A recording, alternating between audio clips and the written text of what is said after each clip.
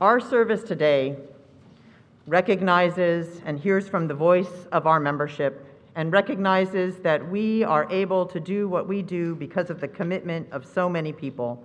We are so grateful to every person who has agreed to be part of this service, those who can be here and those who sent in their words in advance. I want to say a special word about our first pair of presenters today. Rowena and Alan McGregor join Deb Bolso in being our longest serving members of this congregation now. And Rowena.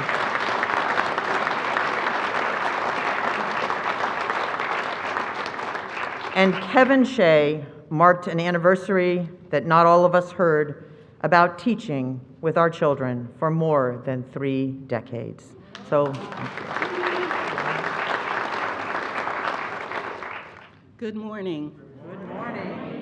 I'm Rowena McGregor, and my pronouns are she, her, and hers. It doesn't seem like it's been 61 years since Alan and I committed ourselves to this community.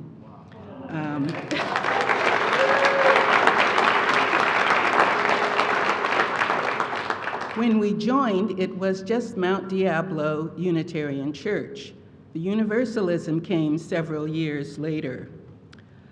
We have supported this church. We participated for all these years, and we've always kept our pledge up. We're not behind at all. And we're proud to say that we have 3 generations of McGregors involved in some way in this church.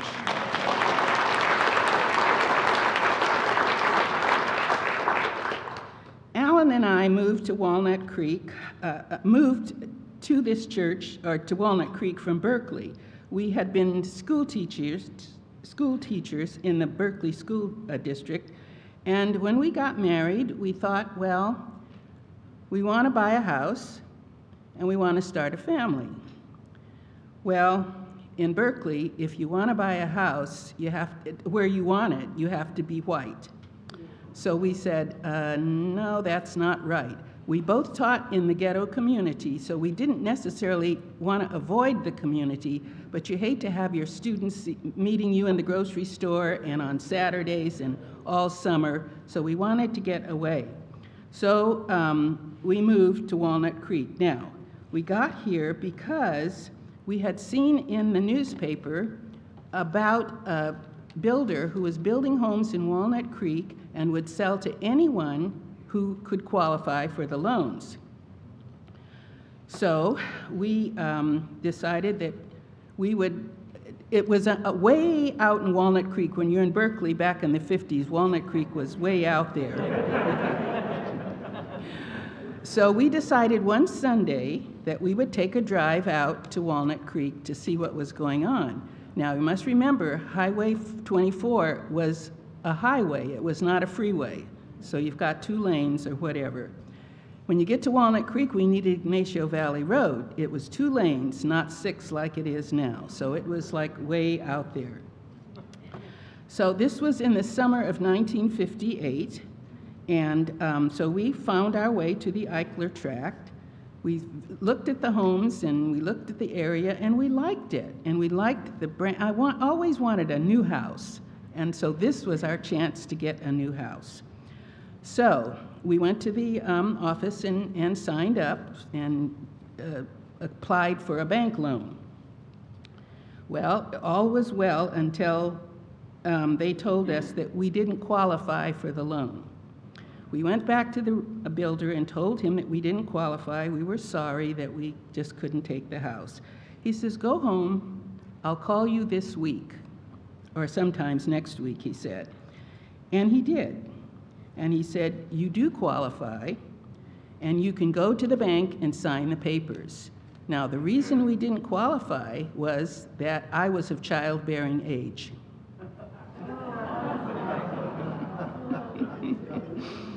Oh dear.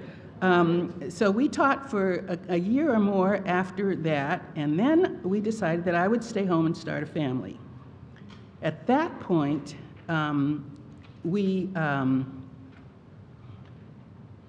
let's see what I'm going to say.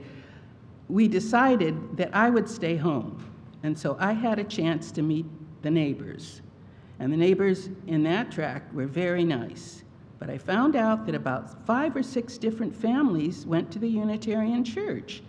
Well, I didn't know what Unitarianism was. Alan did, because he went to UC Berkeley, and they had a Unitarian church in Berkeley about a block from the campus. But I, like Reverend Rodney, was brought up Baptist, and Alan was brought up Methodist. So he knew a little bit about it, but I didn't. And so one of the neighbors invited us to come to service one Sunday. Now, I was a little hesitant, because if you're a person of color and you go into a community that's all white, your little antennas come up, and they, have to, kind of survey, see what's going on. And we went, and we never had to use the antenna. Everybody was very nice and welcoming, and it helped to have the neighbors there that we could see, and so it all worked. We came right after they hired the first minister of this church, who was Aaron Gilmartin. He was new to the area, but he was involved in racial justice. In fact, he flew to the South and marched with Martin Luther King on one of his marches. And we've been committed to this church ever since, because of its people and the programming to social and racial justice.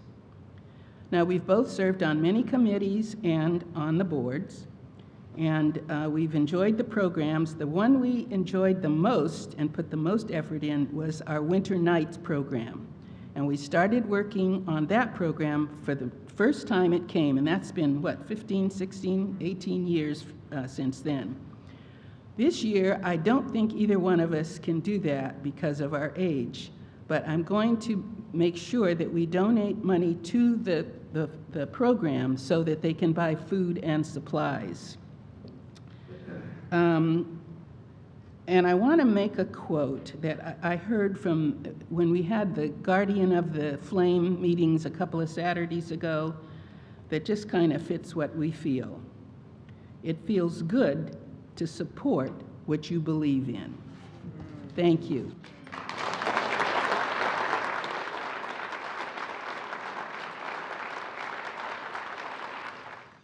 Good morning. My name is Kevin Hsieh. My pronouns are he, him, and his. And this has been a long time since I've been up here. And if you don't recognize me, it's because my hair's a little shorter. It's pre-COVID. And, we haven't been together like this in a really long time. Now, we didn't coordinate this, but you notice Rowena and I are both wearing purple. Yeah. Rowena is also, this is allergy season, but this is also crying season. I'm just going to let you know. Rowena was the first person to come up and say hello to me when I was at this church. February 1999. Now, it was either February 21st, which was my first day here, or February 28th when I came here with my fiancée at the time, now wife. And she said hello. And that's really special to me. And so I'm so glad to be able to follow Rowena. Back in that time, I was a young adult. And we started coming because, I wanted, a minister to marry us, and I didn't, want somebody I didn't know or have a relationship with. So we started coming. And as part of that, I would, they'd pass around the basket, and I'd put $20 in, because I figured, well, that's an okay amount to get started. And then, pledging season came, and I don't remember if we got hit up that year or the following year. But we started, well, okay, do $100 a month. We can do $100 a month. Well, it's several times that now. As my commitment to the church has grown, as my paycheck has grown, and I have a much greater understanding of what it takes to run this church. But as Leslie said, that I taught for 30 years, which isn't true. It's actually 20 years. I'm not that old. But religious education really was my portal into Unitarian Universalism. I was asked to teach in the high school program, started that fall after we started coming in the spring. And then I was asked to be on the board because they, hey, you look like you're involved in you're doing things. And then maybe that following summer, we came to a conference here at this church in this building, possibly before we had an occupancy permit, I believe. We had worship in here at night. And it changed my life. It showed me, there's actually a ritual called unconditional love. And it showed me what unconditional love is. It showed me the wisdom and the experience of the youth and what they know about Unitarian Universalism that those of us who are older or coming to it from different pathways do not yet understand. And so the reason why I'm committed to this church is that started me really on the path, then being a youth advisor and teaching. We've been in kindergarten and middle school and high school and, young adults. When I was a young adult, I'm no longer a young adult anymore, that there is something really special and true about what Unitarian Universalists believe that the world can be. And I believe that we are working towards living into the values of what the world can be and what it should be and what we believe it is. But we're not there yet.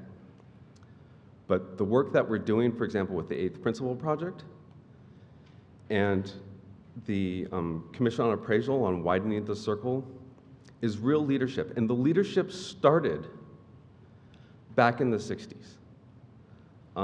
Reverend Gilmartin was mentioned earlier in what he was doing for racial justice. The racial justice is in our DNA as a church. And it continues through this day and has been radically strengthened under the leadership and the work that Reverend Leslie has done. And so let's have it.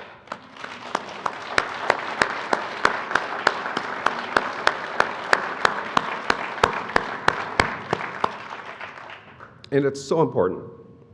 And so I'm committed to this church because we have the capabilities and responsibilities to lead, not just in the Diablo Valley, not just in California, but across the entire association. That is our legacy. I feel that is what the world calls us to do. And so I'm committed to this church because not only have we done that as part of our history, for the present, but it's part of our future. And I want to make sure that this church is what we want it to be for Rowena's great-grandchildren. Thank you.